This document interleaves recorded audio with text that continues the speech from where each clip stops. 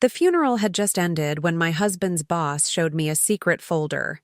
I had never felt so betrayed in my entire life. Today, I'm going to tell you something I never thought I would share. And if for even a second this feels familiar, I only ask that you like this video and subscribe. It will help me keep opening my heart.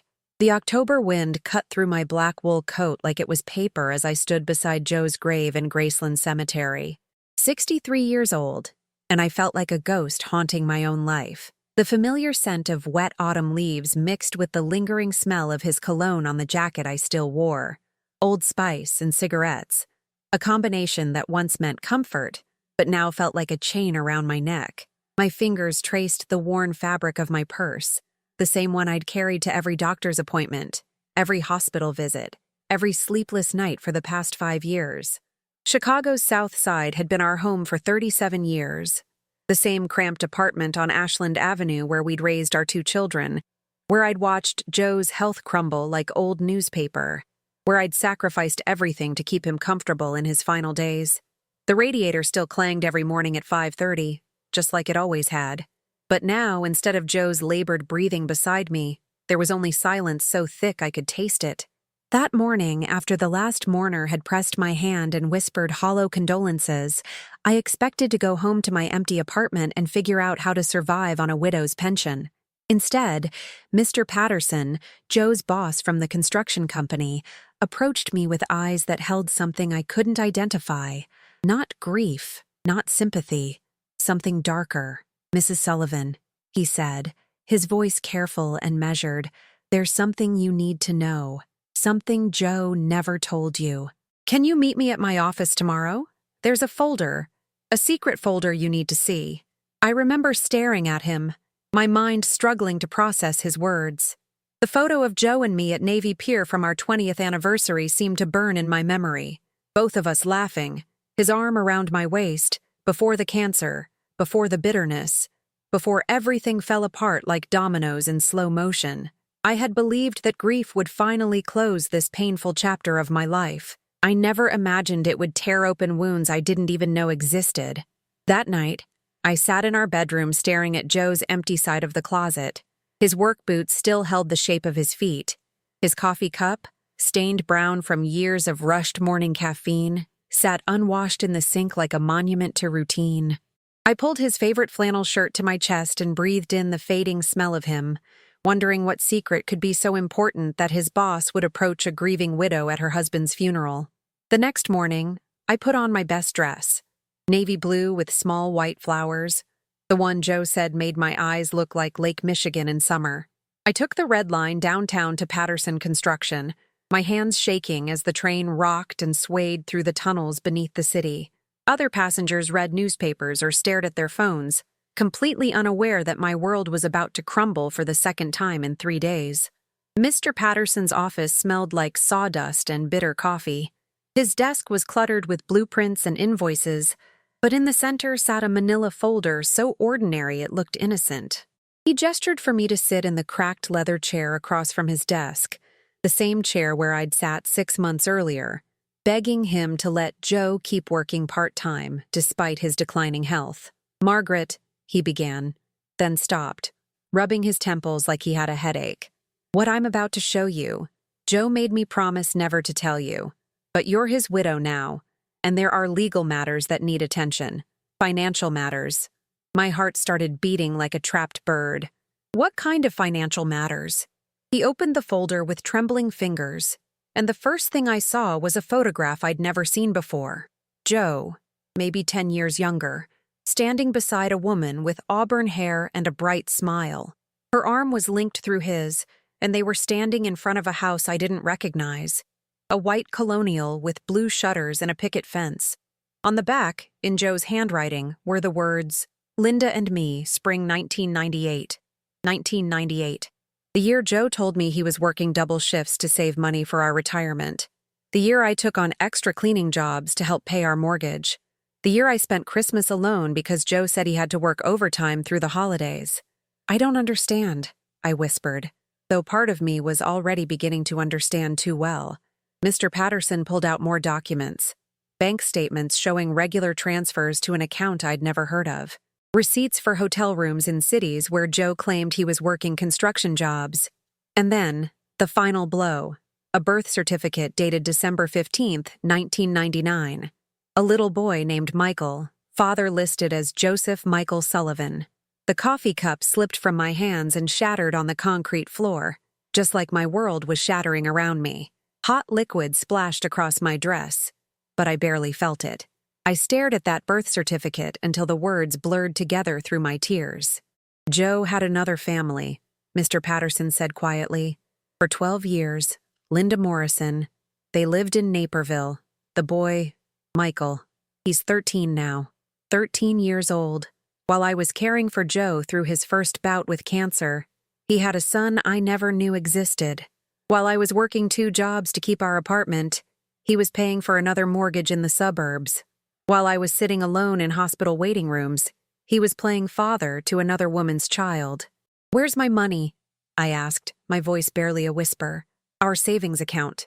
Our retirement fund." Mr. Patterson's silence told me everything I needed to know before he even spoke. He emptied most of it last year, said it was for medical expenses, but now I know he was trying to secure his other family's future before he died. I sat there in that dusty office, holding a picture of my husband's secret life, and felt something inside me break that I didn't even know existed. Not just my heart, that had been breaking slowly for years. Something deeper, my sense of who I was, who we were, what my life had meant. For 37 years, I had been living half a marriage. For 37 years, I had been sharing my husband with a ghost I couldn't even see. Every late night he claimed he was working, every weekend business trip, every dollar I scraped together to help us survive. It was all a lie built on top of another lie, stacked so high I couldn't see the truth even when it was killing me. Let me tell you about the woman I was before that moment. The woman who believed that love meant sacrifice, that marriage meant enduring, that a good wife stands by her husband no matter what storms they weather together. I met Joe Sullivan in 1981 at Mickey's Laundromat on North Ashland. I was 27, working as a secretary at a law firm downtown, spending my Saturday mornings washing work clothes and dreaming about a future that seemed as distant as the stars. Joe was 32, broad shoulders and calloused hands, fresh from a construction job in Milwaukee with dreams of starting his own company someday. He had this way of making me laugh that felt like sunlight breaking through Chicago's gray winter sky. We'd sit in that laundromat waiting for our clothes to dry, talking about everything and nothing. His plans to save enough money to buy a house, my secret dream of taking art classes at the community college, the way the city looked different when you were in love. 6 months later, he proposed with a ring he'd saved for by working overtime every weekend for 3 months. It wasn't much, a small diamond on a simple band, but when he slipped it on my finger in Lincoln Park while snow fell around us like confetti, I thought I was the luckiest woman in Chicago.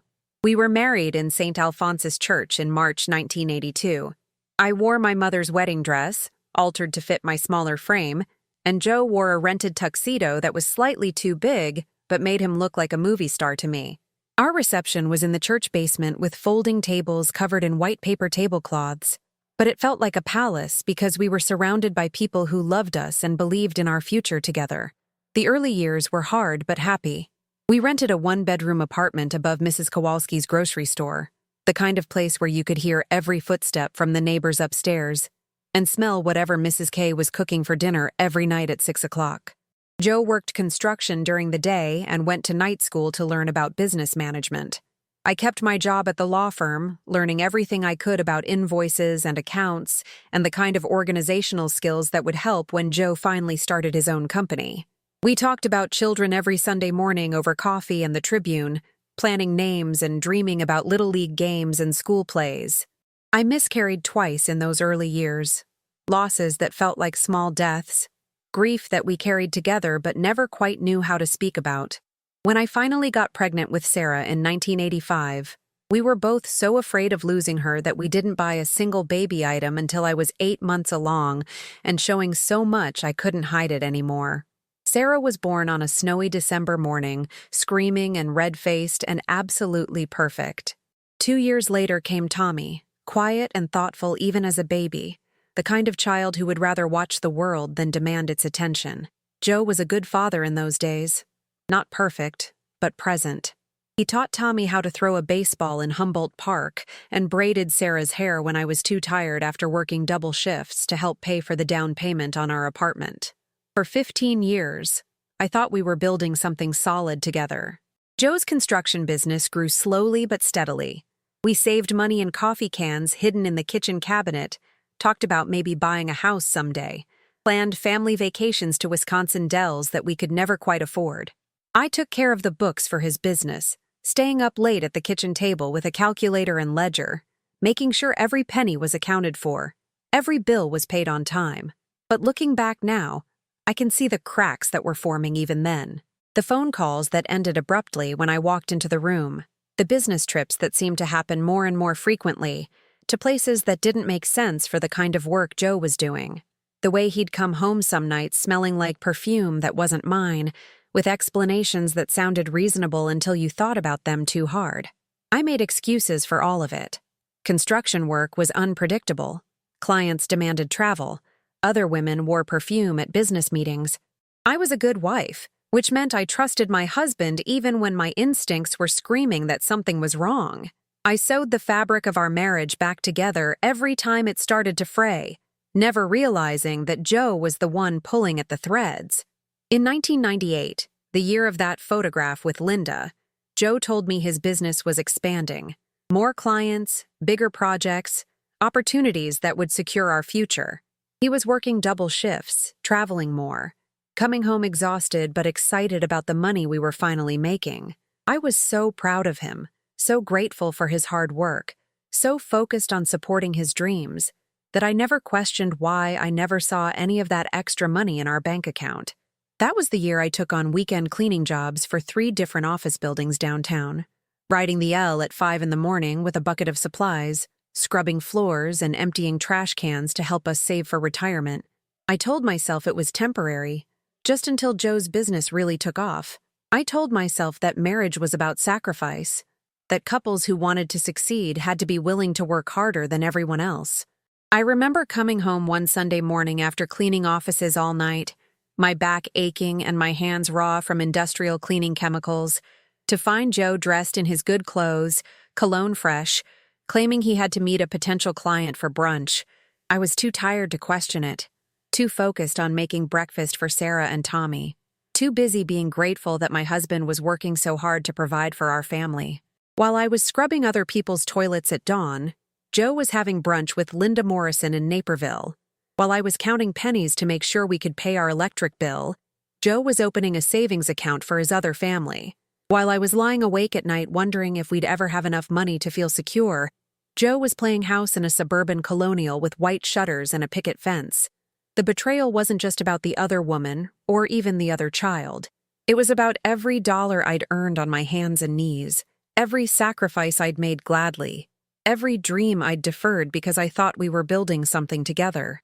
It was about the fundamental lie that had become the foundation of my entire adult life. In 1999, when Michael was born, Joe's son with Linda, I was working 3 jobs to help pay for Tommy's school clothes and Sarah's college applications.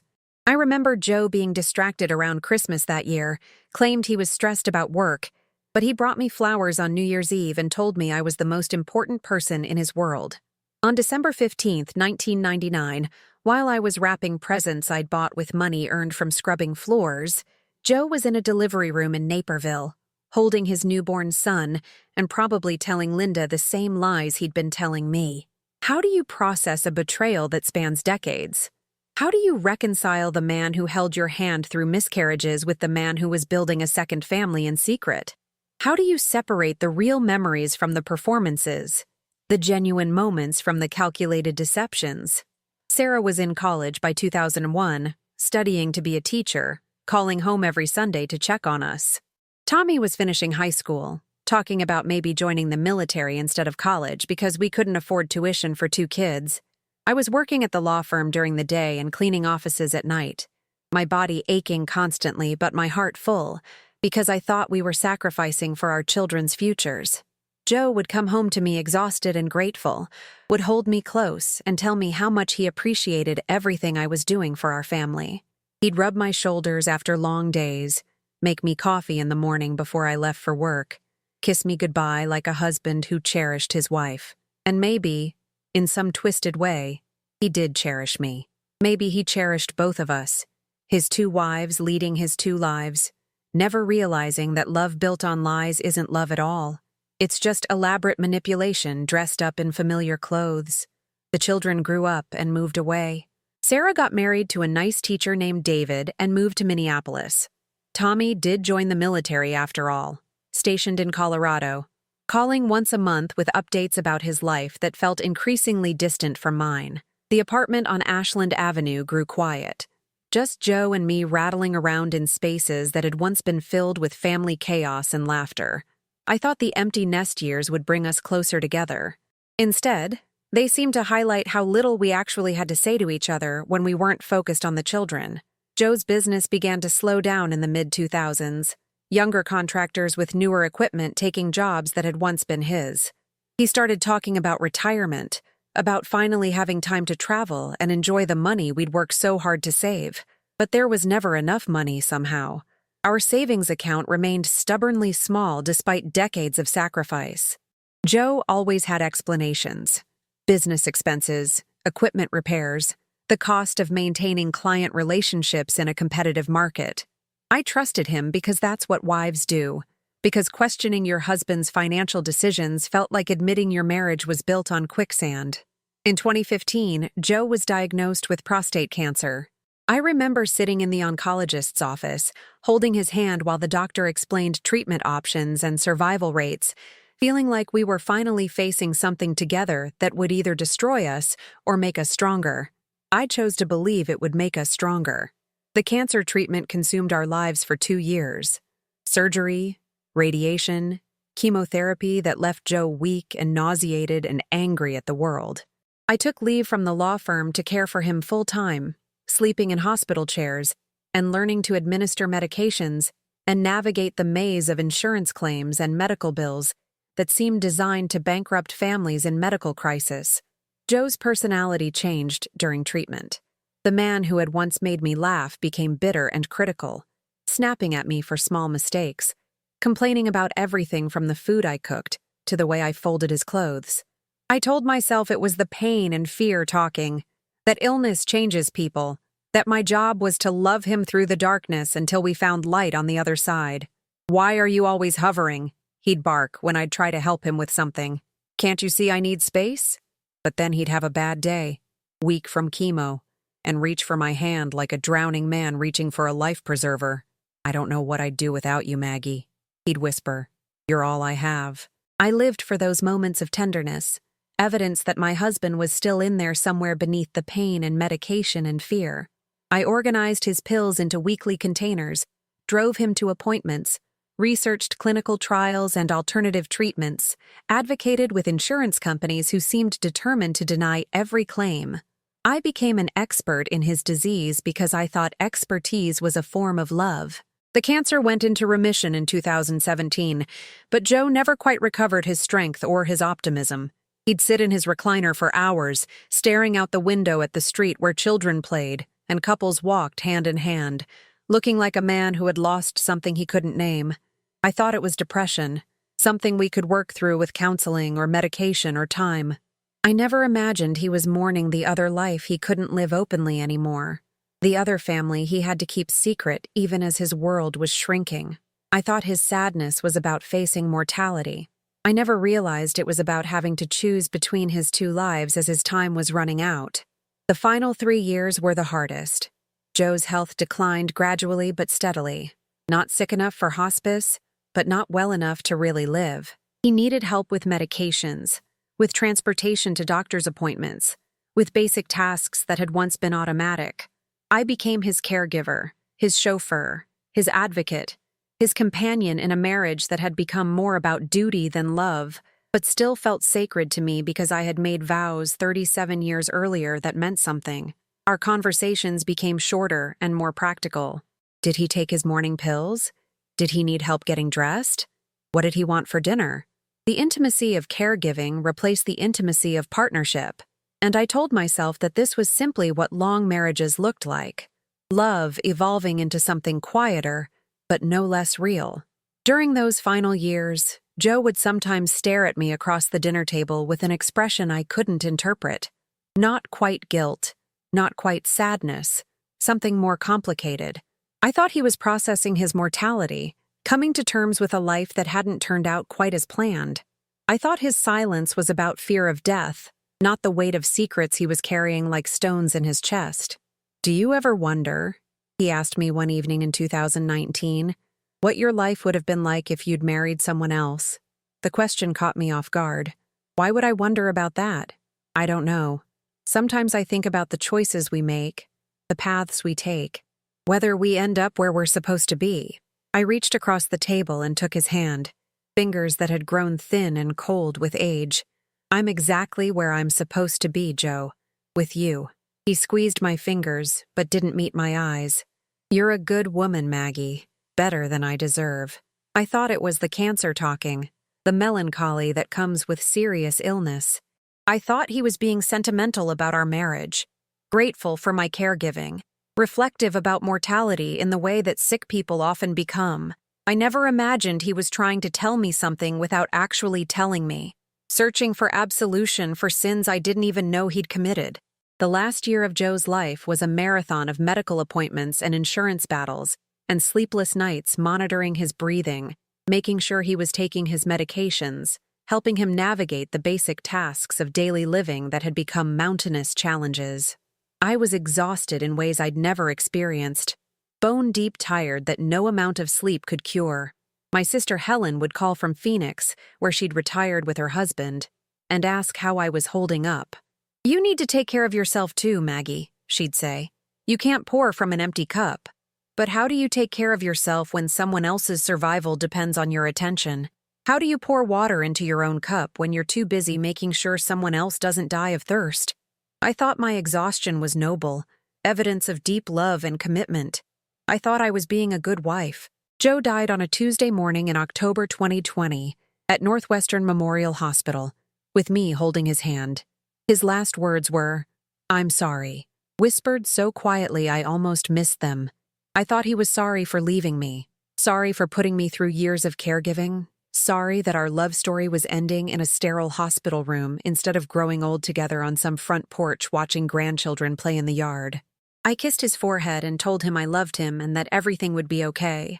I held his hand until it grew cold, until the nurses came to disconnect the machines that had been keeping track of his vital signs, until the funeral home staff arrived to take his body away. I thought I was grieving the end of our marriage. I had no idea I was grieving the end of my illusions. The funeral was small but dignified. Our children flew in, Sarah from Minneapolis with David and their 2 young daughters, Tommy from Colorado Springs with his new wife Jennifer. Joe's sister Mary came from Milwaukee, along with a handful of his surviving cousins and work colleagues. I wore the black dress I'd bought on sale at Macy's, the one Joe had never seen because I'd been saving it for some special occasion that never came. Standing beside his casket, I felt empty rather than devastated. 37 years of marriage hadn't prepared me for widowhood. They'd prepared me for a different kind of ending, one where we'd both lived long enough to understand what our love had really meant. Instead, I felt like I was burying a stranger who had worn my husband's face, grieving for a marriage that had never really existed the way I'd believed it did. After the final prayer, after the last handful of dirt had been thrown onto the casket, after the final condolences had been whispered into my ear by people who knew Joe but had never really known us, I expected to go home to my empty apartment and begin the long process of learning how to live alone. Instead, Mr. Patterson approached me with that manila folder and those carefully chosen words about secrets Joe had never told me.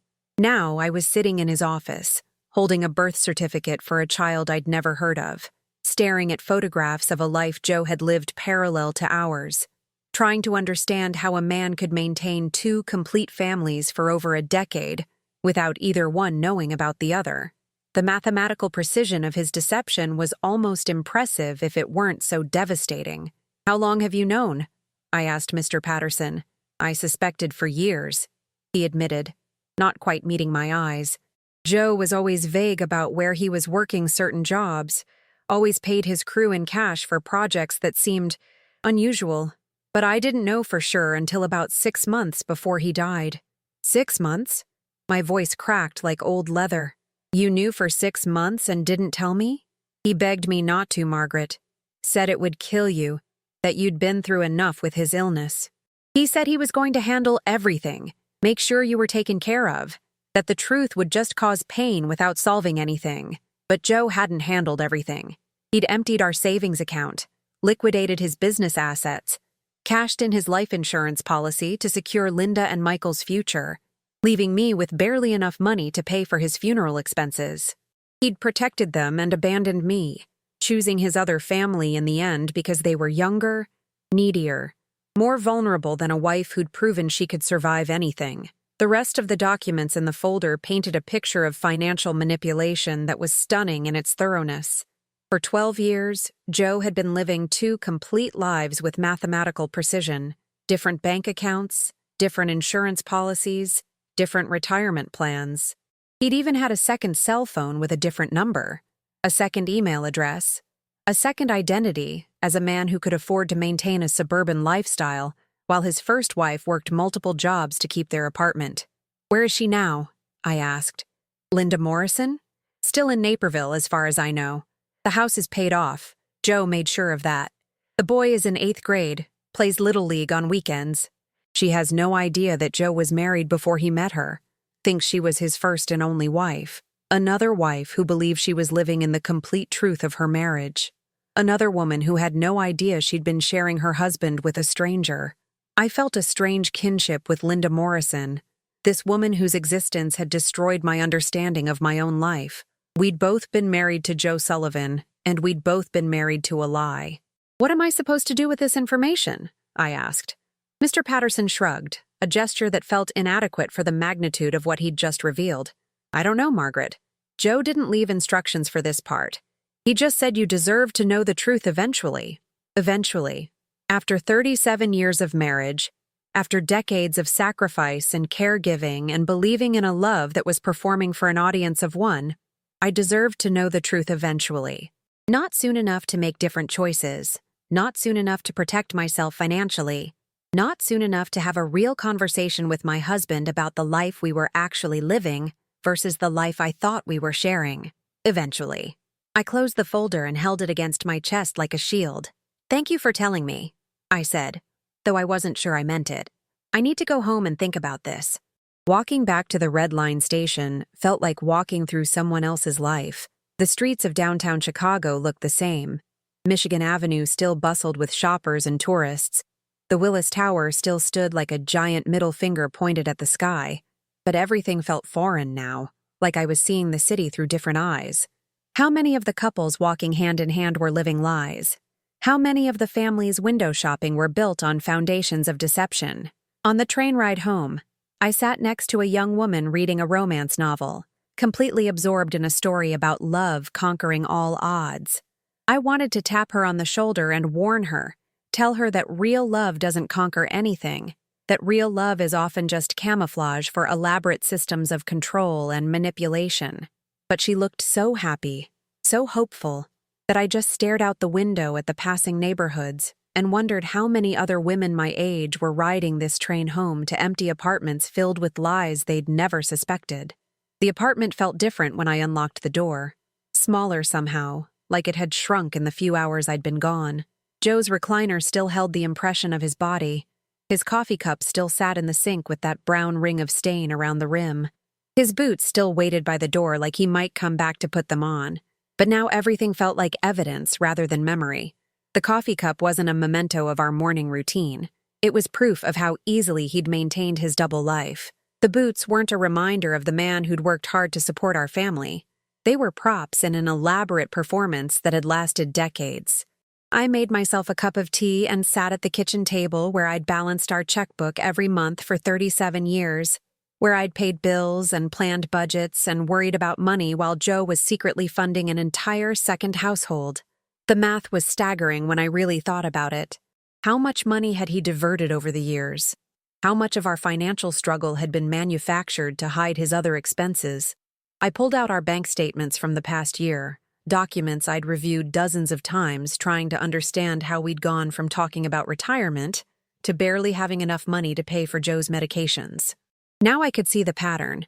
Regular withdrawals that Joe had claimed were for business expenses, for medical bills not covered by insurance, for home repairs that never seemed to actually get done. Every withdrawal was a lie wrapped in necessity, a theft disguised as sacrifice. While I was working overtime to contribute to our household income, Joe was working overtime to support his other household. While I was clipping coupons and buying generic medications to stretch our dollars, Joe was probably taking Linda out to dinner at restaurants we could never afford. The phone rang around 7 o'clock. Sarah's number appeared on the caller ID, and for a moment I considered not answering. How do you tell your daughter that everything she believed about her parents' marriage was a carefully constructed fiction? How do you explain that her father, the man who taught her to ride a bike and walked her down the aisle at her wedding, had been living a double life that made their entire childhood a performance? "Hi, sweetheart," I said, trying to keep my voice level. "Mom, I just wanted to check on you. I know today must have been awful with the funeral and everything. Are you doing okay?" The question hung in the air between us. Was I doing okay? I was sitting in my kitchen holding evidence that my entire adult life had been built on lies, that the man I'd loved and cared for and sacrificed everything for had been maintaining a parallel family for over a decade. I was financially devastated, emotionally shattered, and completely alone in ways I'd never imagined when I'd kissed Joe goodbye that final morning at the hospital. "I'm managing," I said, which was the most honest answer I could give. "David and I were talking, and we think you should consider moving closer to us. Minneapolis has great senior services, and you wouldn't have to worry about maintaining that apartment by yourself. We could help you find something smaller, more manageable." Moving to Minneapolis. Starting over in a new city where nobody knew me as Joe Sullivan's widow, where I could rebuild my identity from scratch without the weight of all these secrets. It was tempting in a way that surprised me, the idea of walking away from Chicago and everything it represented. "Let me think about it," I said. "I need to settle some things here first." After we hung up, I sat in the growing darkness of my apartment, not bothering to turn on the lights. Outside, I could hear the sounds of the neighborhood continuing its evening routine. Children being called in for dinner, dogs being walked, couples talking as they climbed the stairs to their apartments. Normal life continuing while my world had been turned upside down and shaken until all the secrets fell out. I thought about Linda Morrison in her colonial house in Naperville, probably putting Michael to bed, maybe watching television in a living room I'd never seen. Grieving for a husband she'd thought she knew completely. Did she wonder why Joe had never talked much about his life before he met her? Did she question why he was always vague about his work? Why he traveled so much? Why he sometimes seemed distracted or distant? Or had he been a completely different man with her? Maybe with Linda, Joe had been present and attentive, fully committed to their relationship, because it represented his real life rather than the obligation of an old marriage he'd grown tired of maintaining. Maybe she'd gotten the best of him while I'd gotten the leftovers. The tired evening version of a man who'd spent his passion elsewhere. The thought was almost unbearable. Not just that Joe had betrayed me, but that he'd betrayed me for someone better, someone more deserving of his complete attention and love. That I'd been the consolation prize in my own marriage, the familiar comfort he'd returned to when his real life became too complicated or demanding. I pulled the manila folder onto my lap and looked through its contents again by the light from the street lamp outside my window. There were dozens of photographs, evidence of birthdays and holidays and ordinary Sunday mornings that Joe had shared with his other family. Michael learning to ride a bike in a driveway I'd never seen. Linda and Joe at what looked like a work Christmas party. Her in a red dress that I could never have afforded. Joe pushing Michael on a swing set in a backyard that should have been ours. In every photograph, Joe looked happy in a way I hadn't seen in years. Not the tired, obligated happiness of a man going through the motions of a long marriage, but the genuine joy of someone living exactly the life he wanted. His smile in these pictures was different from the smile I'd grown accustomed to. Brighter, more spontaneous, more real. Looking at these images felt like watching my life from the outside, seeing my marriage as it really was instead of as I'd believed it to be. I'd been the supporting character in my own story, the reliable constant that allowed Joe to live his adventures elsewhere. I'd been the wife who held down the fort while he explored other territories, the caretaker who ensured he always had a safe place to return to when his other life became complicated. The cruelest part was how thoroughly I'd collaborated in my own deception. I'd made excuses for his absences, justified his distance, rationalized every red flag because I'd wanted so desperately to believe in the love story I thought we were living together. I'd been the perfect mark for his con game, trusting, devoted, willing to sacrifice my own needs and suspicions for the sake of preserving what I thought was a sacred bond between us. But what made it even worse was discovering how alone I'd been in this marriage all along. While I'd been pouring all my emotional and financial resources into our relationship, Joe had been diversifying his investments, spreading his affection and commitment across two households, like a man hedging his bets against an uncertain future. I'd given him everything while he'd given me only what was left over after he'd satisfied his primary obligations elsewhere. The phone rang again around 9 o'clock. This time it was Tommy calling from Colorado Springs, his voice tight with the formal concern that military training had taught him to offer in difficult situations. "Mom, Sarah called and said she talked to you earlier. She's worried about how you're handling everything. Are you sleeping? Are you eating? Do you need me to come back to Chicago for a few days?" My children had grown up believing they understood our family dynamics, that they'd witnessed a marriage between two people who'd chosen each other and committed to building a life together despite the ordinary challenges that all couples face. They'd seen me supporting Joe through his illness, caring for him with devotion that must have looked like deep love rather than the complex mixture of duty, habit, and self-deception that had actually motivated my caregiving. How do you tell your adult children that their father maintained a secret family for most of their teenage years? How do you explain that their college expenses had competed with another child's needs? That their father's attention had been divided in ways they'd never suspected, that their entire understanding of their family history was built on lies? "I'm okay, Tommy," I said, using the same carefully neutral tone I'd used with Sarah, just adjusting to everything being different. "Different how? You've been taking care of Dad for so long, maybe now you can finally do some things for yourself. Travel, maybe. Take those art classes you used to talk about when we were kids. You've earned the right to think about what you want for a change." What I wanted for a change. The question hit me like a physical blow, because I realized I hadn't thought about what I wanted, really wanted, not just what I could afford or what would be practical. In so many years I couldn't even remember. I'd become so focused on managing Joe's needs and maintaining our household and keeping our family functioning that my own desires had gradually disappeared, sublimated into the greater project of being a good wife and mother. But what did I want now? Justice felt too large and complicated. How do you seek justice for decades of emotional and financial manipulation? Revenge felt too exhausting and pointless. Joe was dead, and Linda Morrison was probably as much a victim of his deception as I was. Truth felt too dangerous. Revealing his secrets would destroy not just his memory, but also Michael's understanding of his father and his own identity. Maybe what I wanted was simply to understand how this had happened to me. How a woman who considered herself intelligent and observant could live 37 years with a man and never suspect that he was living an entirely different life just 40 miles away. How I could have been so thoroughly deceived by someone I'd trusted completely, someone I'd shared a bed and meals and financial decisions with for decades. After Tommy hung up, I made myself a simple dinner. Scrambled eggs and toast, the kind of meal I'd probably eaten thousands of times but had never really tasted because I'd been too focused on making sure Joe had what he needed. Tonight, eating alone at my kitchen table, I paid attention to the texture of the eggs, the butter soaking into the toast, the way silence could be peaceful rather than oppressive when you weren't waiting for someone else to fill it. This was something I could control. What I ate, when I ate it, how long I took to savor it. Small autonomy, but real in a way that felt revolutionary after decades of coordinating meals around someone else's schedule and preferences. I thought about Mr. Patterson's revelation that Joe had made regular payments to another household while I was working multiple jobs to help support ours. The calculations were staggering when I really considered them. If Joe had been supporting Linda and Michael for 12 years, contributing to their mortgage and living expenses and the boys' needs.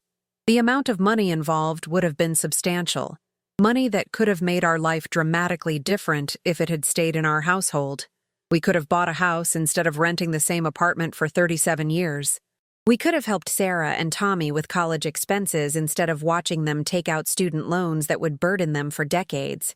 We could have gone on the vacation to Ireland that I'd dreamed about since we were first married. Could have retired earlier.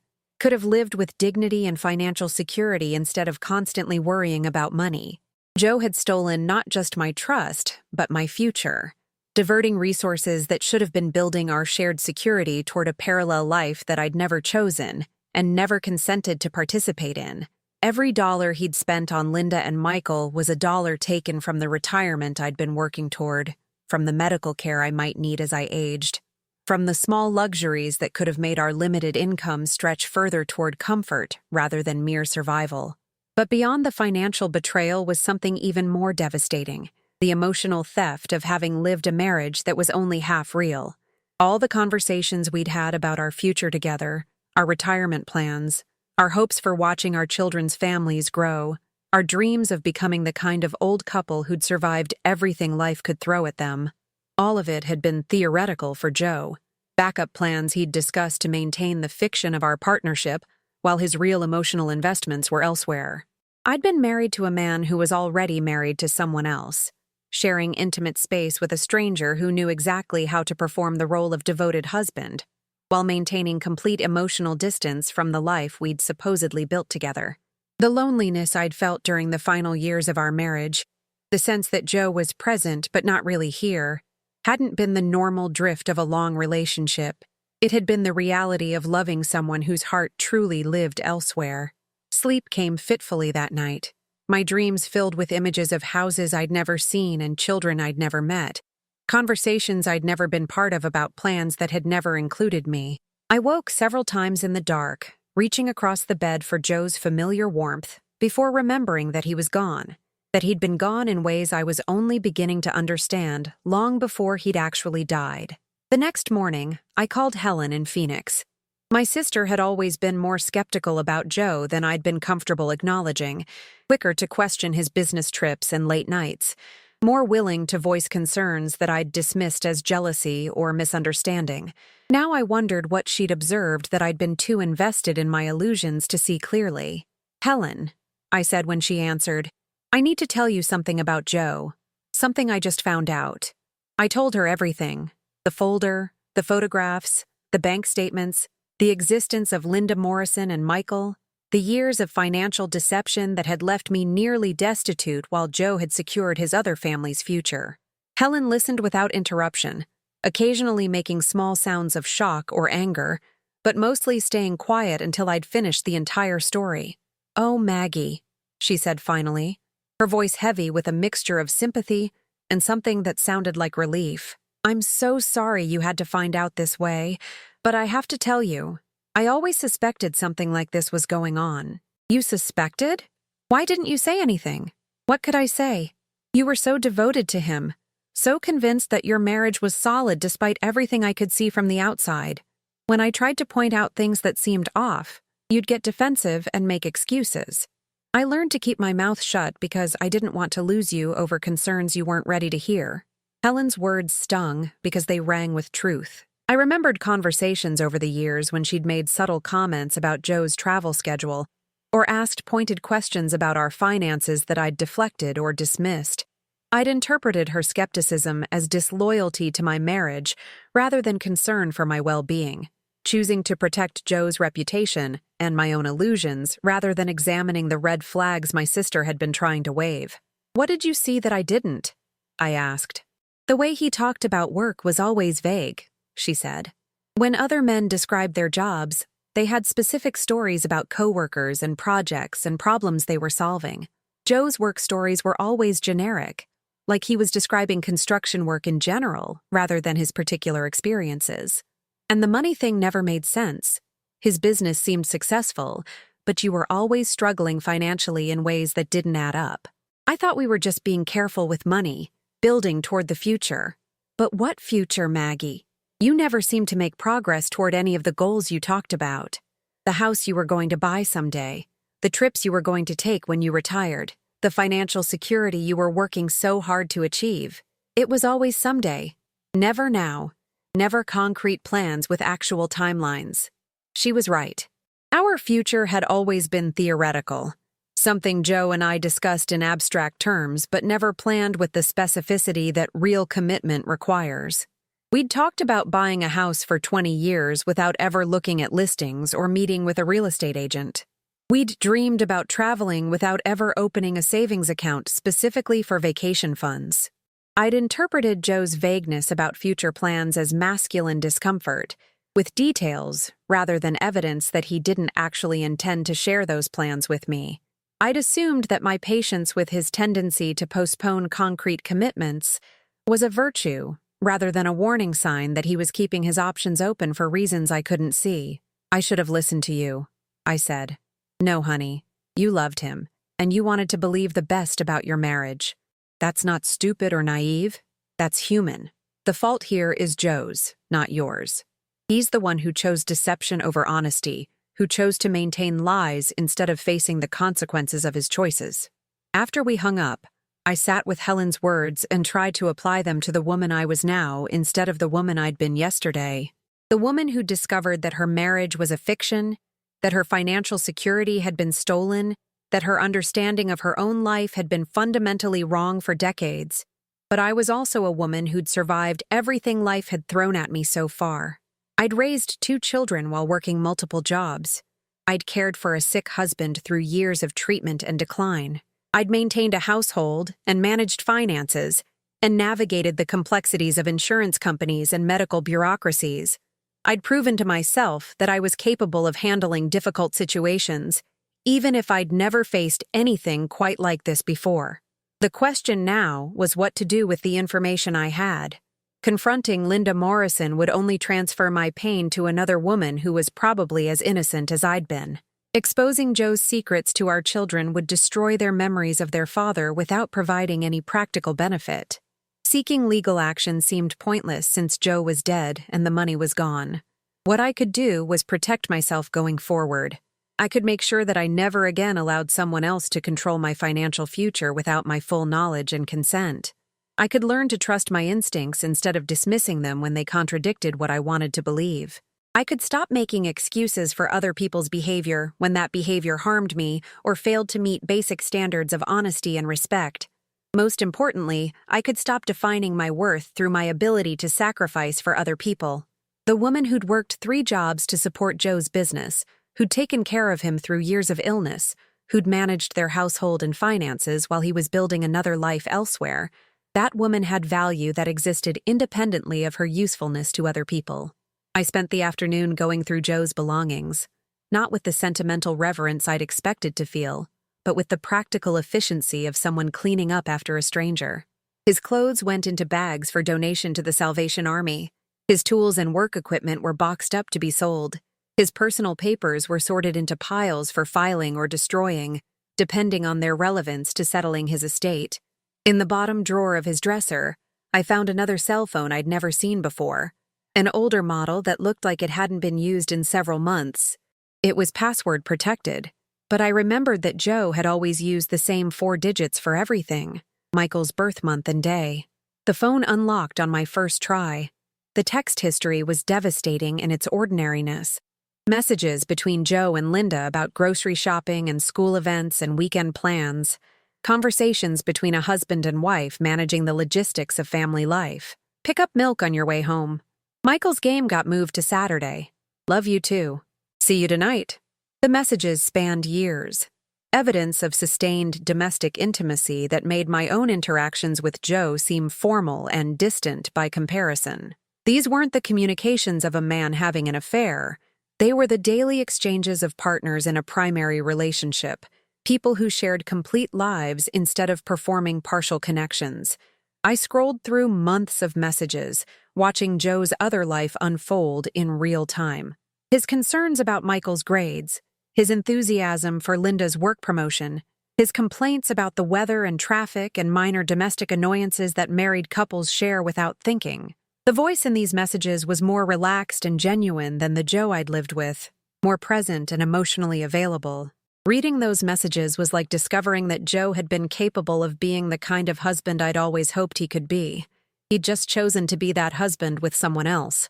The emotional distance I'd experienced in our marriage wasn't, as I'd believed, Joe's natural personality or a result of his illness or stress from work.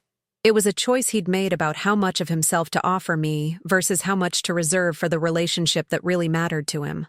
The phone also contained photos that weren't in the folder Mr. Patterson had shown me. Recent pictures, taken during the final year of Joe's life, when I'd thought he was too sick and depressed to engage with much beyond his medical care and basic survival. Joe at Michael's school play, smiling and applauding. Joe and Linda at what looked like a romantic dinner, his arm around her shoulders, both of them looking happy and relaxed. While I'd been managing his medications and driving him to chemotherapy appointments and worrying about his depression, Joe had been maintaining an active emotional life with his other family.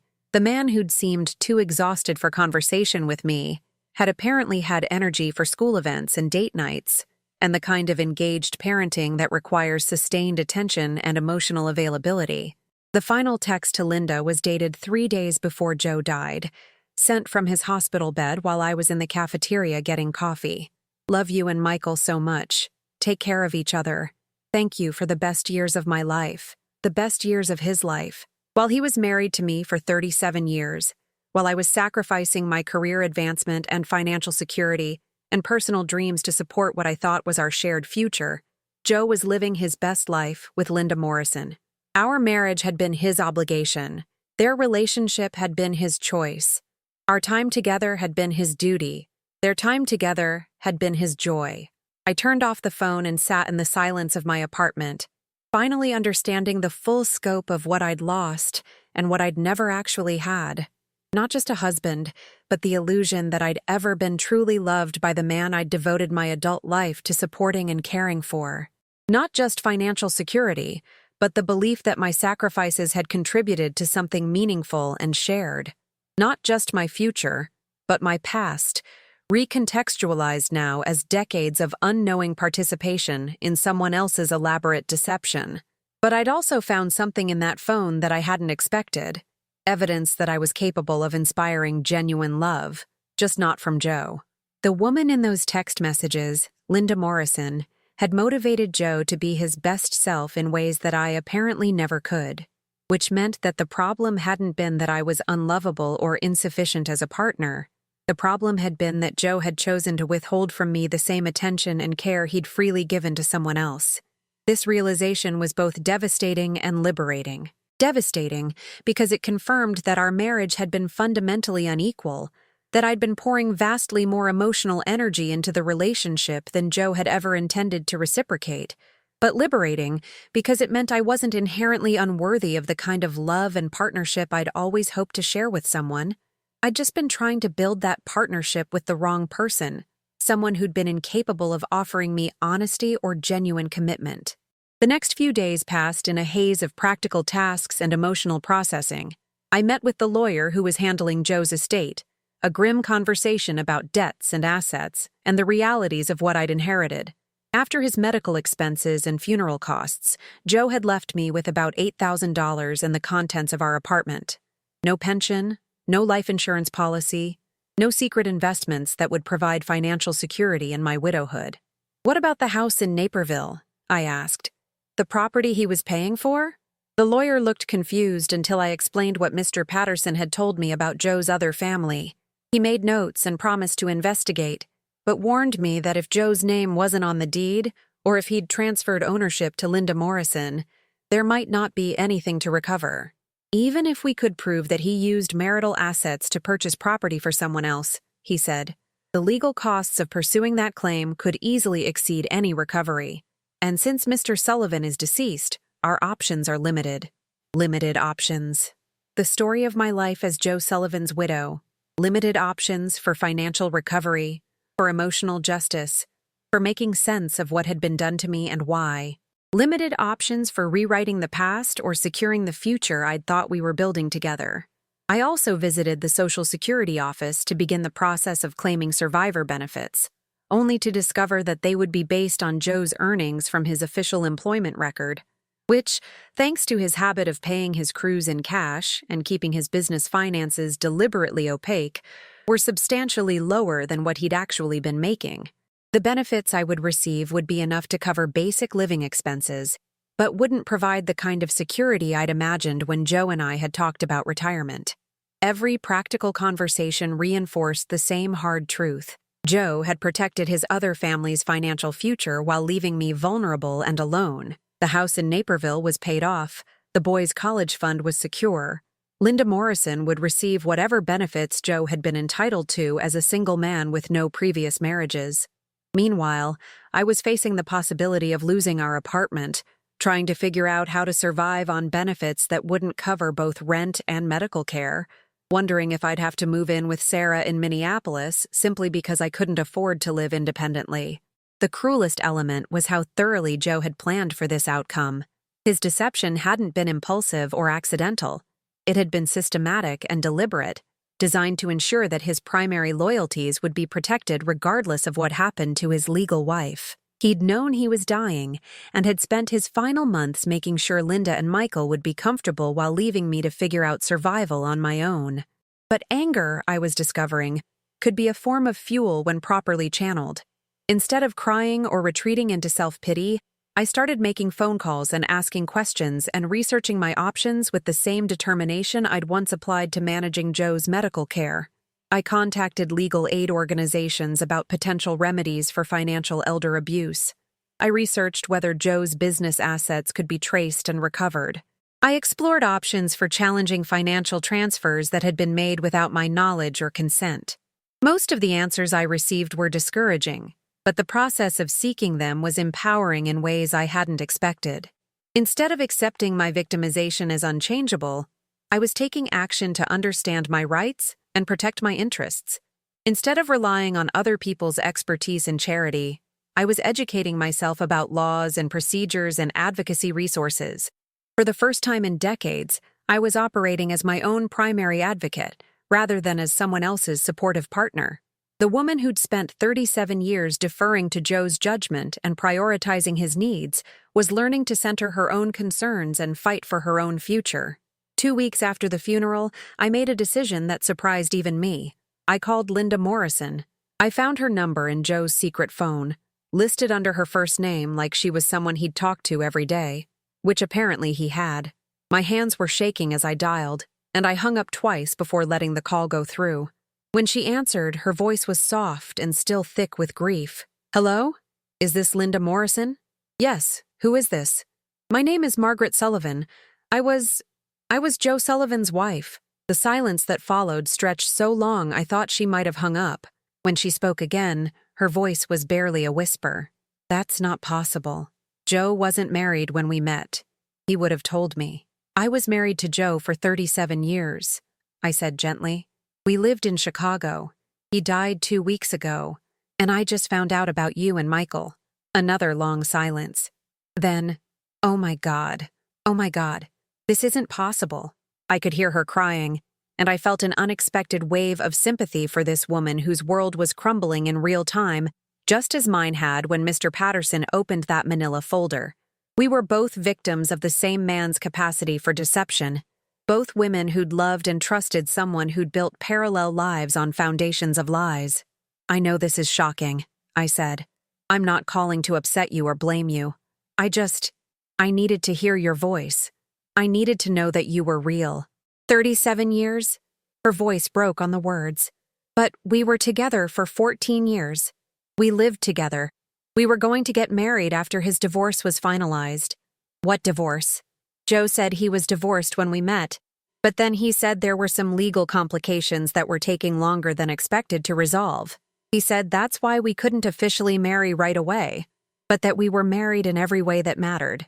Joe had told Linda he was divorced, had maintained that fiction for 14 years while actually being married to me. He'd promised her marriage while simultaneously being married to someone else, creating elaborate explanations for why their wedding kept getting postponed while never intending to follow through on promises that would have been impossible to keep. "Linda," I said, "I think we both need to understand what Joe did to us. Would you be willing to meet?" To compare what he told each of us about his life? She agreed, reluctantly, to meet at a coffee shop in Oak Park, halfway between my neighborhood in Chicago and her home in Naperville. I spent the hour-long train ride wondering what this woman looked like in person, whether she resembled me in ways that might explain Joe's attraction to both of us, whether meeting her would make the betrayal feel more real or somehow less devastating. Linda Morrison was smaller than I'd expected, petite and blonde where I was tall and dark-haired, dressed in the kind of expensive clothes I'd never been able to afford. She looked younger than me despite being only 8 years my junior, with the kind of polished appearance that comes from having time and money to invest in personal care. When she saw me approaching her table, recognition flickered in her eyes. Not because we'd met before, but because I must have looked like someone Joe would have been married to, someone from the kind of working-class Chicago background he'd never entirely left behind. "You look like his type," she said without preamble. "Strong, practical, the kind of woman who could handle anything." "So do you," I replied, sitting across from her. "Beautiful. Young enough to start over if something went wrong." We ordered coffee and spent 2 hours comparing the stories Joe had told each of us about his life, his background, his previous relationships, his business, his dreams. The discrepancies were stunning in their scope and creativity. He'd told Linda that his first marriage had ended because his ex-wife was mentally unstable and had refused to let him see his children. He'd told me that Linda was a business client whose son played Little League with kids whose parents were potential customers. He'd told Linda that he'd grown up in Milwaukee as an only child whose parents had died in a car accident when he was 25. He'd told me stories about his sister Mary and his complicated relationship with his immigrant parents throughout our marriage. He'd told Linda that he'd never wanted children of his own until Michael came along. He'd told me that losing our early pregnancies had been the greatest tragedy of his life until Sarah and Tommy were born. Every story had been tailored to support the specific relationship he was maintaining with each of us. Linda had gotten his ambitions and dreams, his vision of himself as a successful businessman building toward a prosperous future. I had gotten his practical needs and daily requirements, his need for household management and medical care, and the kind of steady support that enabled him to pursue more exciting opportunities elsewhere.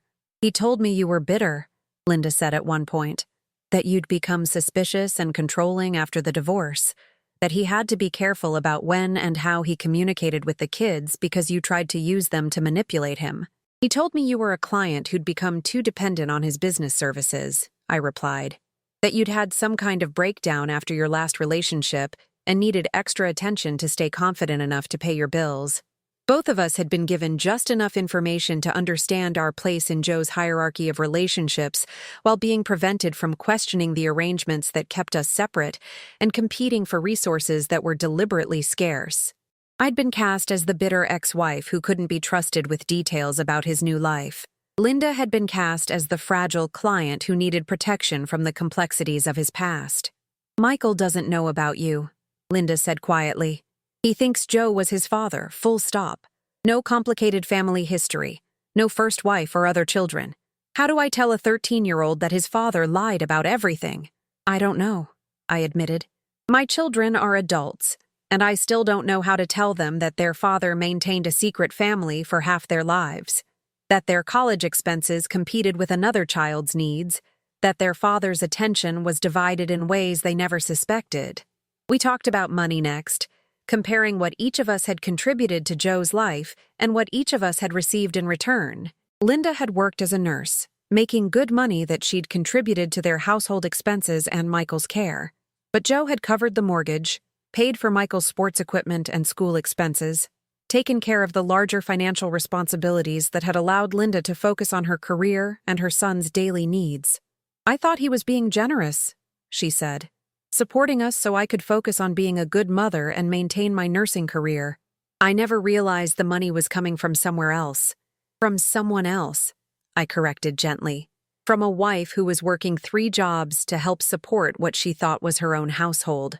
The mathematics of Joe's deception became clearer as we compared notes.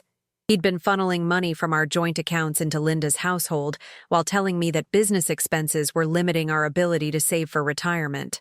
He'd been using my financial contributions to subsidize his other family's middle-class lifestyle. while keeping me trapped in working-class struggles that prevented me from questioning where our money was going.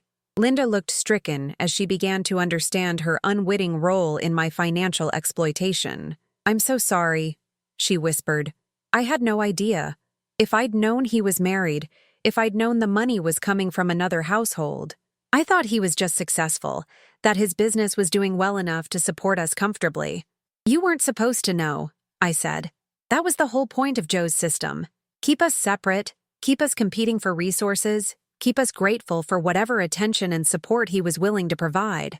If we'd ever compared notes, his entire setup would have collapsed." By the end of our conversation, both Linda and I were emotionally exhausted, but oddly relieved.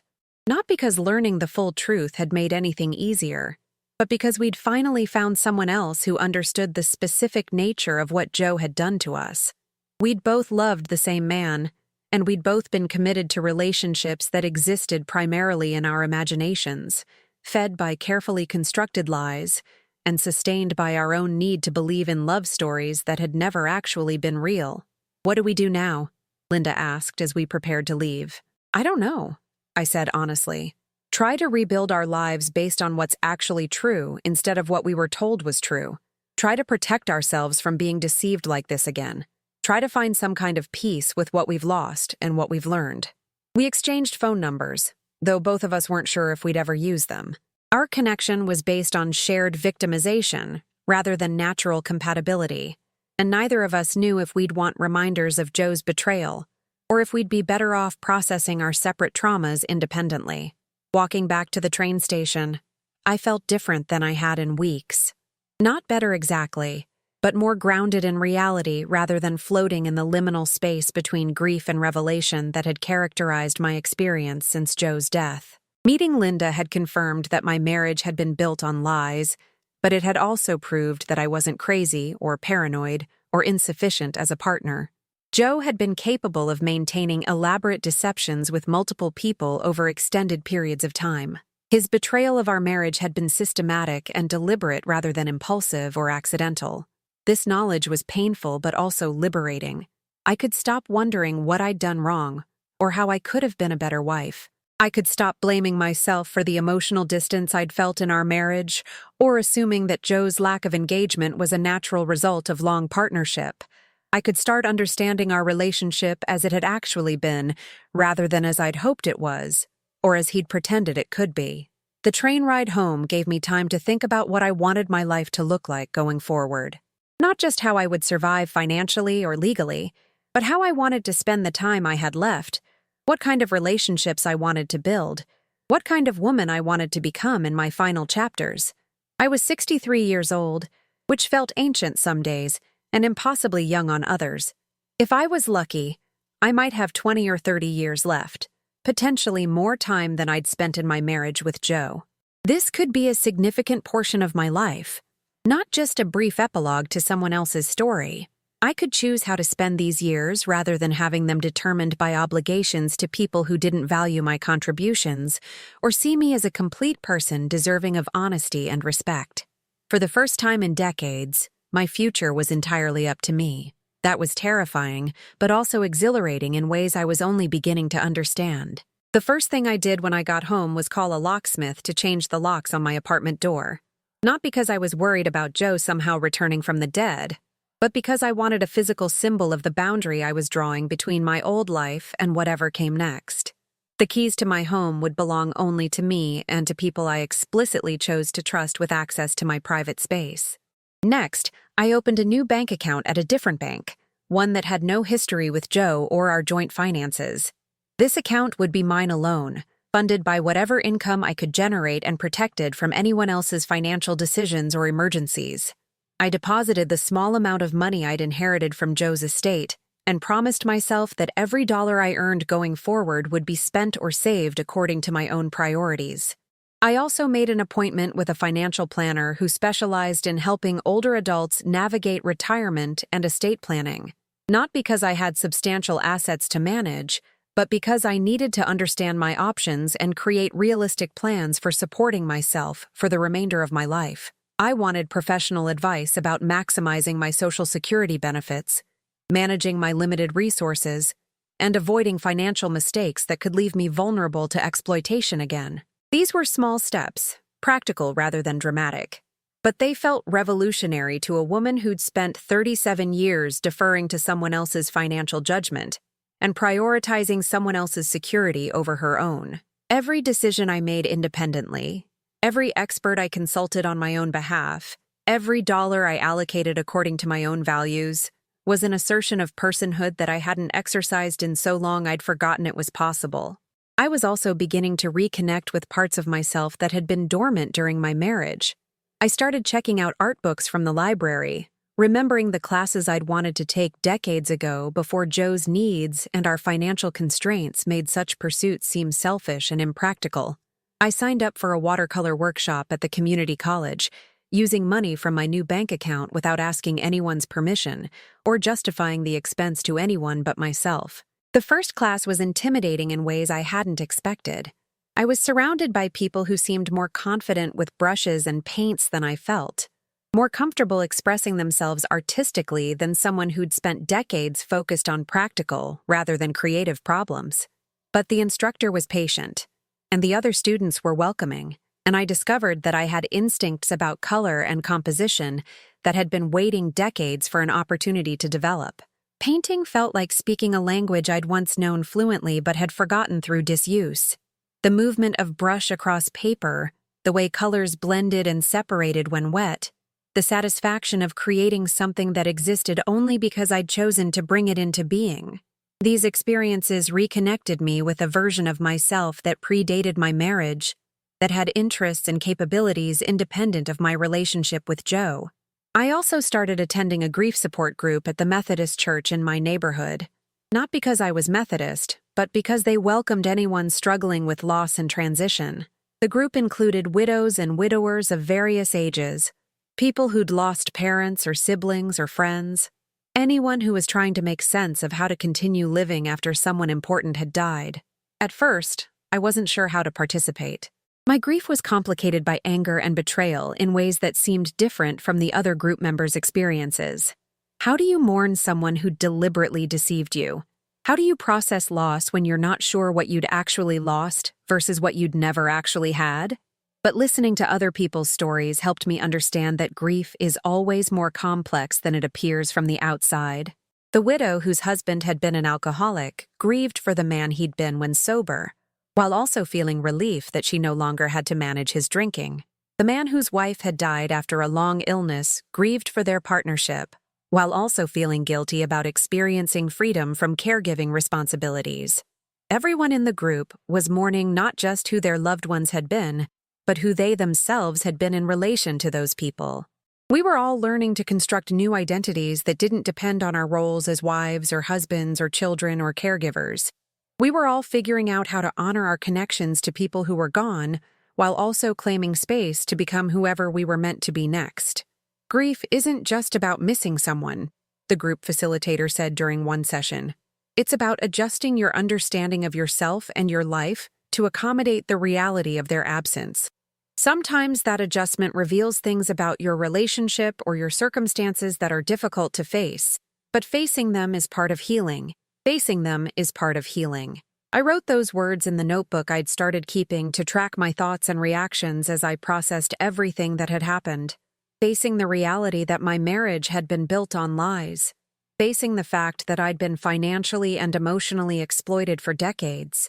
Facing my own role in enabling Joe's deception by being too trusting, too willing to accept his explanations, too invested in preserving my illusions to ask the questions that might have revealed uncomfortable truths, but also facing the strength I demonstrated by surviving everything that had been done to me, facing my capacity to rebuild my life at 63 years old, facing the possibility that my best years might still be ahead of me rather than behind me, that widowhood could be the beginning of something new rather than just the end of something old. 3 months after Joe's death, I received a letter from an attorney representing Linda Morrison. She was filing for recognition as Joe's common-law wife, seeking access to any benefits or assets that might be available to surviving spouses. The legal papers were formal and intimidating, filled with language I didn't understand and claims I wasn't sure how to evaluate. My first impulse was panic. Was Linda trying to take away the small inheritance I'd received from Joe? Was she going to challenge my right to survivor benefits or make legal claims against our apartment? Was she as duplicitous as Joe had been? And had our sympathetic meeting been a performance designed to gather information she could use against me? But when I called the lawyer who'd helped me with Joe's estate, he explained that Linda's filing was probably a defensive measure rather than an aggressive one. If Joe had made promises about providing for her and Michael after his death, if he'd led her to believe she had legal rights as his partner, she might need to establish those rights formally in order to access benefits or protections she'd been counting on. "It doesn't necessarily mean she's trying to take anything away from you," he said. "It might mean she's discovering that Joe left her in a more precarious position than she'd expected, just like he did with you." This interpretation proved correct when Linda called me directly later that week, her voice apologetic and stressed. "Margaret, I suspect you got legal papers about my filing.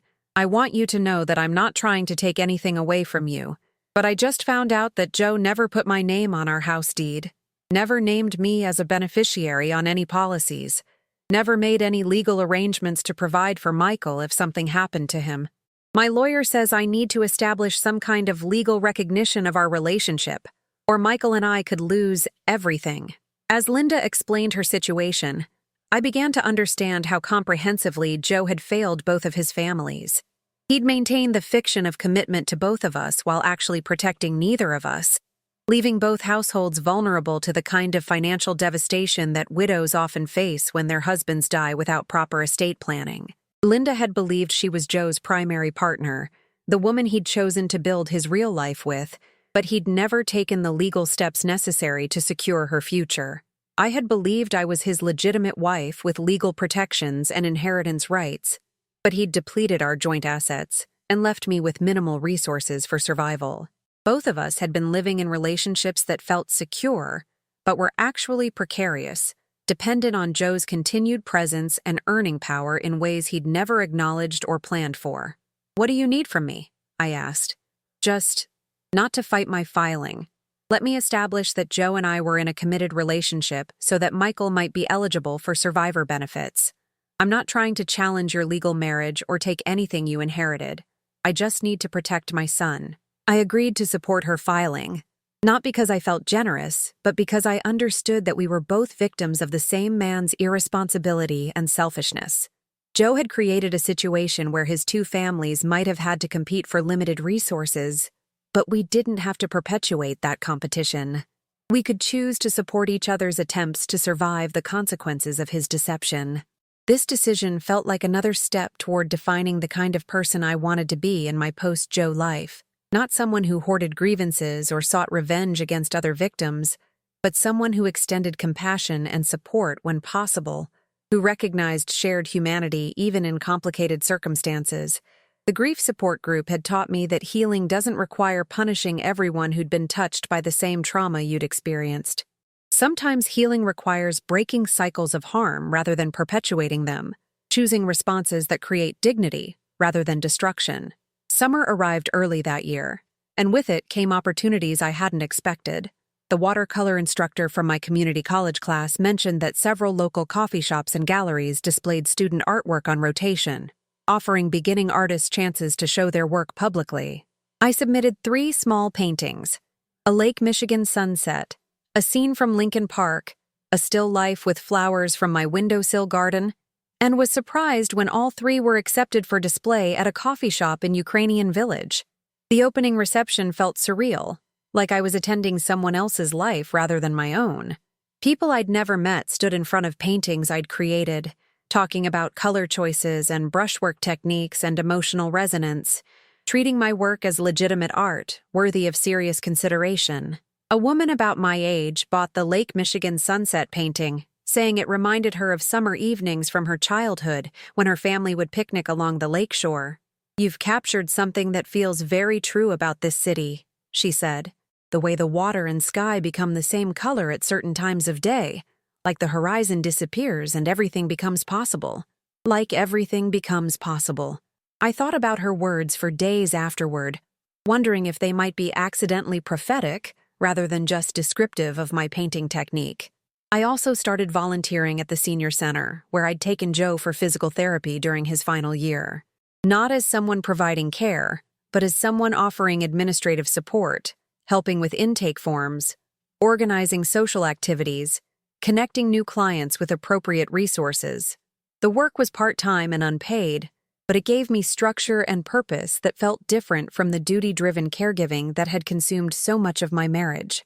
The senior center clients were dealing with many of the same challenges I was navigating: fixed incomes, isolation, health concerns, the practical difficulties of aging without comprehensive family support. But they were also demonstrating resilience and creativity in ways that inspired me. 80-year-olds learning to use computers so they could video chat with grandchildren. 75-year-old widowers taking cooking classes so they could eat better meals than microwave dinners. Women in their 90s who'd started book clubs and walking groups and advocacy organizations focused on issues affecting older adults. These people were proof that life after major loss could be meaningful and productive, rather than just a matter of surviving until death. They were creating community, pursuing interests, contributing to causes they cared about, refusing to accept that being old meant being irrelevant or powerless. Working at the senior center also connected me with resources I didn't know existed: legal aid services specializing in elder law, support groups for financial abuse victims, educational programs about Medicare, Social Security, and estate planning designed specifically for women who'd been excluded from household financial decisions during their marriages. I started attending these educational sessions during my lunch breaks, learning about rights and protections I'd never known I was entitled to. I discovered that financial elder abuse was more common than I'd realized, that many women my age had been kept ignorant about their household's finances and left vulnerable when their husbands died or became incapacitated. Financial abuse isn't always dramatic, one presenter explained. Sometimes it's gradual, controlling access to information, managing money without transparency, making unilateral decisions about shared resources. The victim might not even recognize what's happening because the abuse is mixed with genuine care and presented as protection rather than control. This description fit my marriage with uncomfortable accuracy. Joe had managed our finances with secrecy rather than transparency, made major decisions without consulting me, controlled information about our income and expenses in ways that prevented me from understanding our actual financial situation. I'd interpreted his financial management as masculine competence rather than a form of control that kept me dependent and uninformed. But understanding the pattern also helped me recognize my own agency in creating different dynamics going forward. I would never again enter a relationship, romantic or financial or even familial, without insisting on transparency and shared decision-making. I would never again allow someone else to control my access to information about matters that affected my security and well-being. By fall, I felt like I was living a different life, rather than just surviving the aftermath of my previous life. I had routines and commitments that belonged to me: art classes on Tuesdays, volunteer work on Thursdays, grief group on Sundays.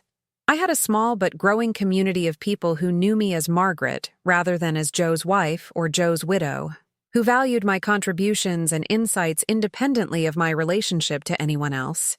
I also had a growing bank account, slowly increasing as I learned to live within my actual means rather than trying to support financial obligations I hadn't understood.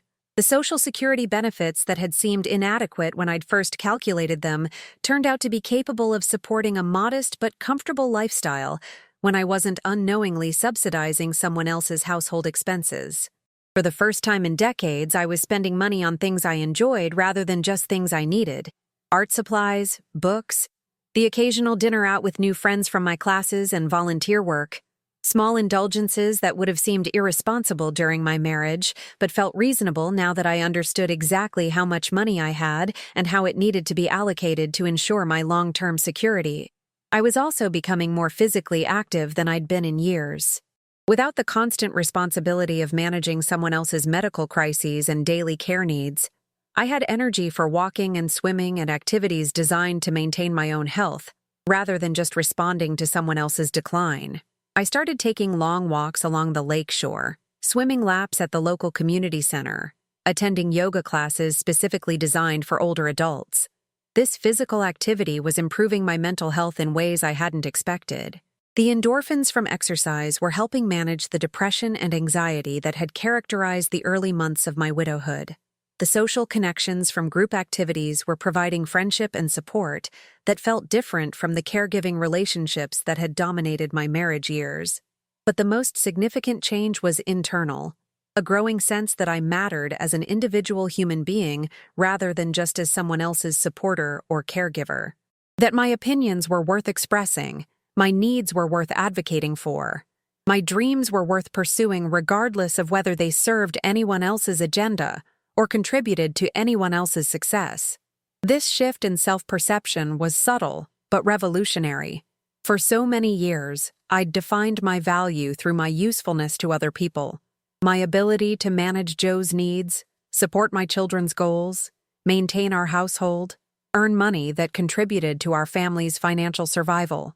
I'd been a moon, reflecting other people's light rather than generating my own. Now I was learning to be a star, creating my own light and sharing it with others rather than waiting for someone else to illuminate my existence. This didn't mean becoming selfish or uncaring about other people's needs. It meant developing a sustainable balance between caring for others and caring for myself, between contributing to shared goals and pursuing individual dreams.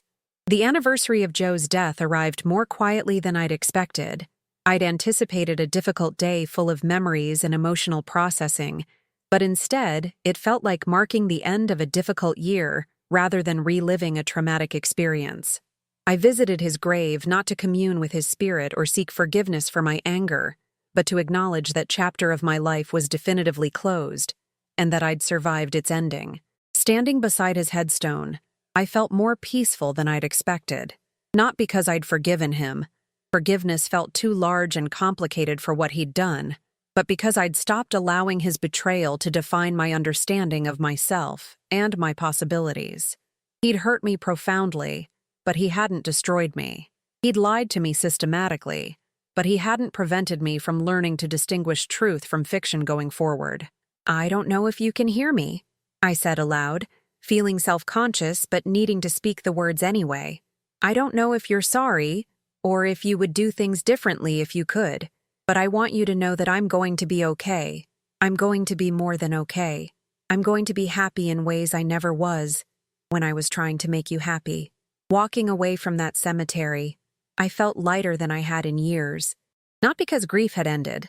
I was still processing loss and betrayal and the complete reconstruction of my understanding of my adult life, but because I was no longer carrying responsibility for fixing or understanding or excusing what Joe had done. His choices belonged to him. My future belonged to me.